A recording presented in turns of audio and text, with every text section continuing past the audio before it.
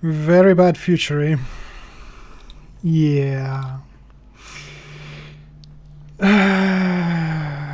We're already there. The US is why. Like, you can all see the title.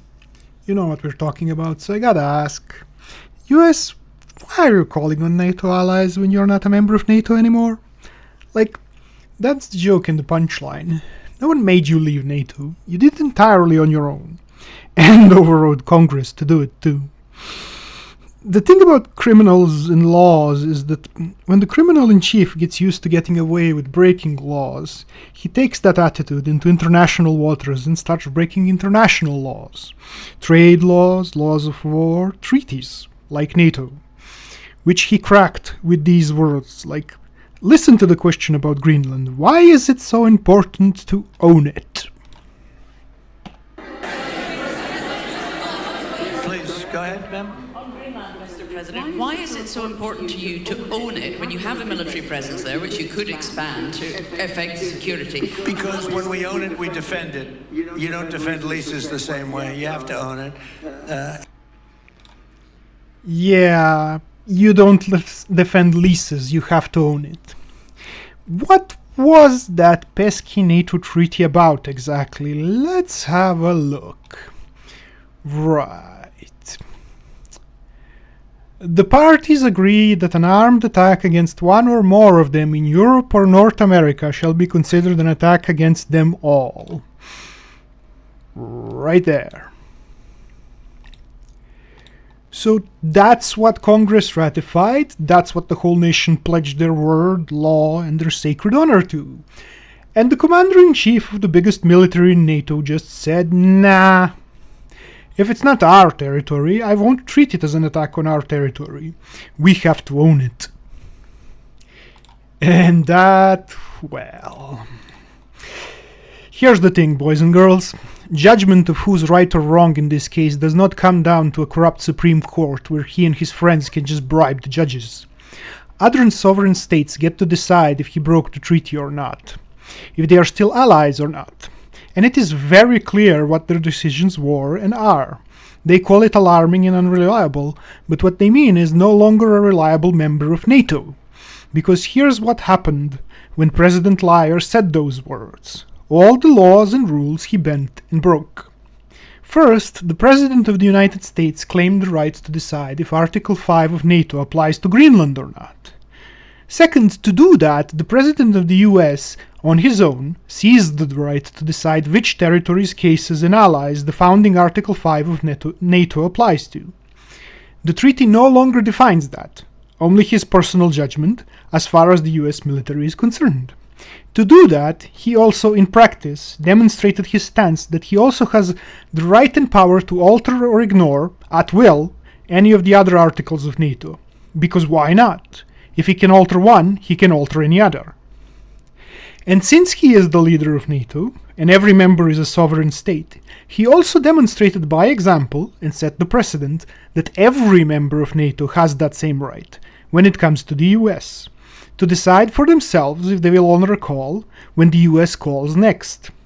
This means that all of NATO, as far as the US is concerned, is less of a law and more of a, oh, how did that pirate put it? Guidelines. And if it's only that, then the other members of NATO need to figure out how to defend themselves without the US. Because the US is no longer reliable, cannot be depended upon. When you call, they might not show.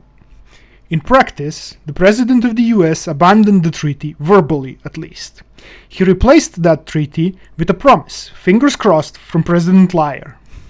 Is it any wonder the EU is trying to figure out how to be safe without US nukes?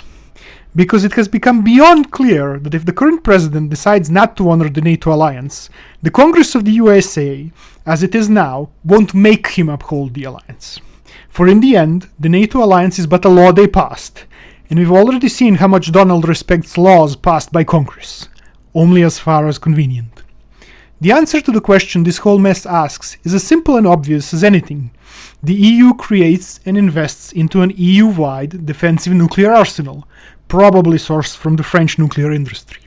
They plant most of these bombs in Poland and point them at Russia, and the rest? The rest go to Spain, Ireland, Greenland, and maybe Canada, just to end any talks of the 51st state. If anyone tries to invade or nuke a NATO member, they get a nuke to the face. That was always the deal and point of NATO. There. Done. The EU doesn't need a matching conventional arsenal to defend their own lands from Russian invasion. Nukes do that fine. They do that well enough while costing a lot less than 5% of GDP. Hell, an EU-wide nuclear triad would still be cheaper than 2% GDP from every state in the EU, let alone 5%. The Europeans do need conventional forces to defend their interests abroad and overseas, to project power and influence with intervention and arms deals, but not for territorial self-defense. That's it. That's how NATO broke. The president of the US, the biggest military in it, decided to break the treaty because he was unhappy that the EU decided to invest in their own arms industry instead of feeding his. That's how and why we are here.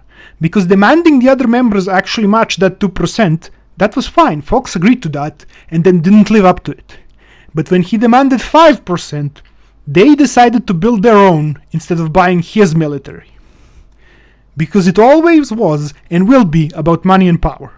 The US is sick enough of China being a rival and foe, it doesn't like how the EU is being a competitor at all, nor how many look to the euro instead of the dollar and adopt European commercial standards instead of American ones. So in trying to push the EU to be more dependent and subservient to the US, by trying to force Europe to fund US weapon producers, they're pushing Europe away. Much like Russia pushed away Eastern Europe, the US is currently pushing away Western Europe. NATO is no longer a sworn treaty to the US, it's a club. A coalition of the willing in both directions. Which is why Europe is getting so friendly with bits of South America, China and India, and some bits of the EU are reconsidering, in an extreme pragmatism realpolitik sense, making up with Russia, despite all the murder between them. And again, purely hypothetically, for now, assuming the US doesn't keep pushing. Politics makes for strange bedfellows, but at least they can be sure China will not launch a ground invasion for any of them. Unlike the current chaos president, who threatened to do so to Denmark and Canada! The Canada thing was a joke, but it stopped being funny when he made the same joke about Greenland. Because we could see him visibly considering military action in Greenland, what with all, we could take it if we wanted to crap. And if an invasion of Greenland is possible, no matter how unlikely, and it was very unlikely, why not Mexico or Canada? If the current US president is considering conquering or adding territory to the US, all nations around it should be worried. Mind you, it looks like he's going to go for Cuba in the end, but no one knows if he'll stop there. Make it another territory, wrap it up with Puerto Rico after a few years and call it the 51st state in a decade or two. Make that his lasting legacy, adding territory to the US, something no other president has done in living memory. He'd like that idea. So an old man liar president calls for aid in the Strait of Hormuz with the words, "Let those who need it defend it"? Remember, boys and girls, to ignore the specific details of what the liar says. That's the mistake every traditional news media has been making for years now, going line by line and fact-checking the obvious twisted and toxic mix of truth and lies of a chronic liar. What liars say doesn't matter, not really, the details are irrelevant. Arguing with them is a waste of time. They'll drag you down into the mud and beat you on experience. Watch what they do, not what they say. And right now, he's not winning the Iran war quickly enough and doesn't like it. That's why he's trying to drag allies into his mess. The whole "you need it, I don't" shtick? Man, if Europe, India and China did need low oil prices more than the US, they'd already be there. That they're not is because they don't. That's the thing with the global oil market, Donald. The buyers can always go elsewhere. If that spikes prices at your pumps and pisses off your people, well, that's just the price of doing business. If Americans can't buy groceries without driving their cars, then maybe they shouldn't have designed winding streets meant to separate and isolate them from... Oh, how did they put it way back when? Oh yes, the urban youth, who don't own cars and cannot drive or walk to their white picket fences and cul-de-sacs. Or couldn't way back when. Now they just don't want to. There is a price to the privilege of living outside of town and outside of commercial cores. That price is distance, gas, and driving. The entire US is hopelessly addicted to oil, and convincing their own corporations to stop selling gas to foreigners willing to pay more for that product is a total non-starter. After all, the oil and gas lobby has all kinds of friends in the US government, and they are making banks fools. It's raining green for anyone with shares in the oil market, as the price has nearly doubled and the costs are the same. So why would they ever want this to stop? Because of the poor? What are they going to do? Protest? Riot? In the middle of a war? That's traitor behavior. Undermining public morale and crap. You think how ICE treated immigrants in those protests were bad? Just try and protest the Iran war. Or the coming Cuba intervention. See what happens. They'll tear gas, beat, arrest, and kill you as they did them. That's what will happen. You're allowed to say whatever you want if you're ready to suffer the consequences of the government being pissed at you for saying it should it inconvenience them. Oh, and you keep paying for all this with your taxes. Just ask any whistleblower. Snowden is a prominent example that should linger in living memory of what happens to enemies of the state and those branded as traitors. This is what they do and have done for the past 30 years at least. Where before at least there was a reason, a great struggle of the Cold War. Now, with every movement, every leader and organization that tries to challenge them, it is either discredited, destroyed, or co-opted, with the same tactics and by the same people that developed and honed the skills to subvert and topple governments during the long Cold War. When all those spies came home, retired, and got pissed at their own politics and government for failing them. All while having a certain set of skills, a specific tool set to solve those problems. Hell, Putin is openly ex-KGB. The main difference between him and whoever is pulling the strings in NATO is that the CIA, MI5, Mossad, German, French, or wherever the hell that child-abusing monster came from, decided to stick to the shadows instead of ruling openly. So far, it's working out great for them and their backers. Or did you think the K-shaped economy, where the rich 10% own half of everything, is an accident? Come on now, don't be naive. It's the government working for its backers as intended. It's like the courts being fixed, so having more money usually means you win court cases, right or wrong. Just or not.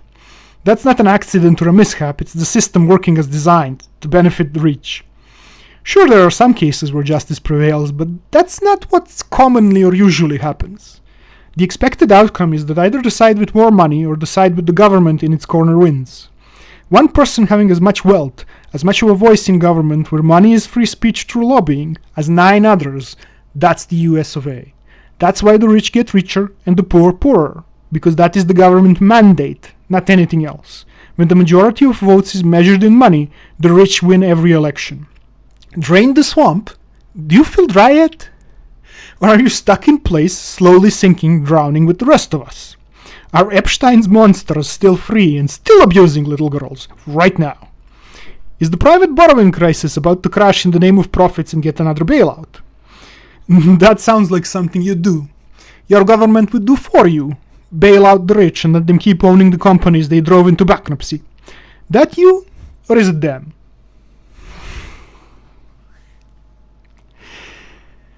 Here's the thing. There is an easy way to tell if your government is yours or not. I don't know, mine hasn't ever been. It goes like this. Go back 10, 15 years ago and compare. Is your life today better or worse? How about the lives of your sister, your brother, your father, your mother, your daughters, your sons? Better or worse? Last 10, 15 years. Those you love, those you work with, those you know in passing. Better or worse? Then the second question, future as past. When you look into the next 10 to 15 years, are you hopeful, elated, looking forward to getting married, buying a home, having kids, watching them grow up and start families and legacies of their own? Are you healthy, happy, do you travel and have enough and a bit left over and some free time for your passions? Or are you worried, afraid, concerned? Do things look like they're getting better or are they getting worse?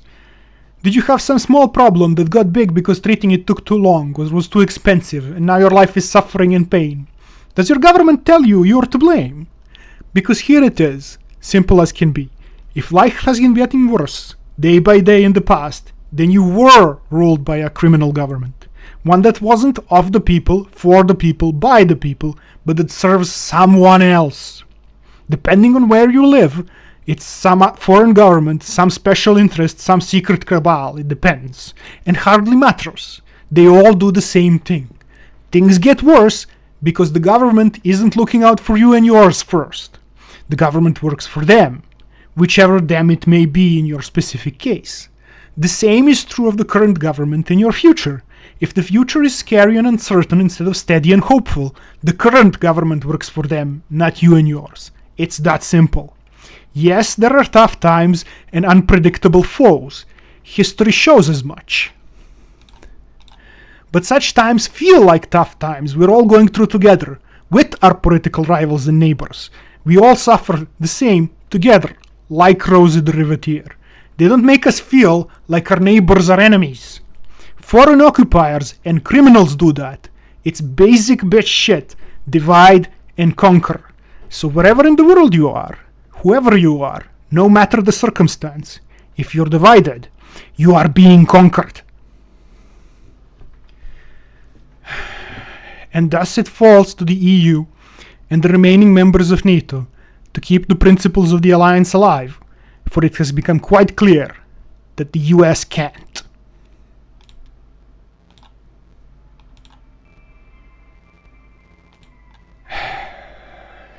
And that's all.